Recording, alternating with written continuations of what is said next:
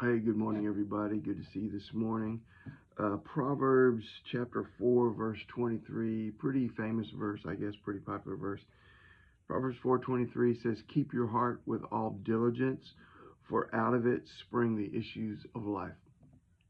So it says we need to make sure and we need to guard our hearts. We need to make sure that our hearts are treasuring the right things, that our hearts have the right desires.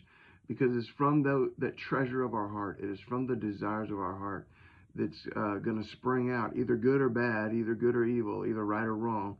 It's going to take direction of our lives. You see, what's in our heart really kind of starts shaping what we see, what we hear, what we say, and all those things. Jesus says in Luke 6:45, he says it like this. He says, "A good man out of the good treasure of his heart brings forth good, and an evil man out of the evil treasure of his heart brings forth evil. For out of the abundance of the heart the mouth speaks." So, what comes out of us in our words and in our actions is based upon what our heart is treasuring. If we're good things are going to come out, our heart is going to have to be treasuring good things. If our heart is treasuring evil things or bad things will come out. You know, it affects everything about us. I was thinking about this morning.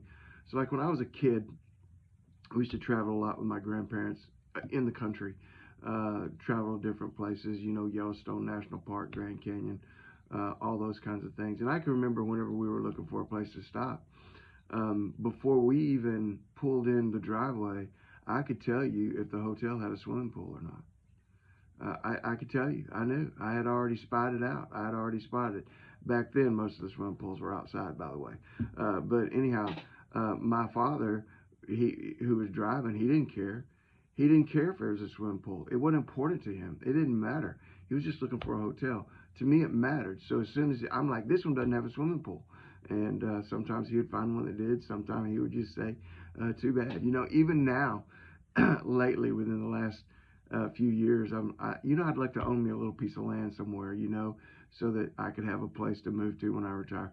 It's not going to happen, but so trust me. But it's in my heart. It's what's in my heart. So now, whenever I'm driving somewhere, especially when I'm driving to see my dad, I see all the for sale signs. I see all the land, and I look at it, and I look at, does it have a high spot? Does it have a hill? Does it have water? How flat is it? Is it cleared? Is it not cleared? It's because what's in my heart is causing me to see the things that are in there. And so, those are just two little examples of how what is in our heart is going to dictate the focus of our attention and what we're going to see and what we're going to do and ultimately how we're going to act. So Solomon, in all his wisdom, under the inspiration of God, said to be sure and keep your heart with all diligence. In other words, guard it, for out of it flow the issues of life. Keep your heart set on the things above. Keep your heart set on the things of God. Keep your heart set on the things of Christ, so that those things will flow out of your life. God bless you guys. Get out there, faith today. Love you. Keep your heart.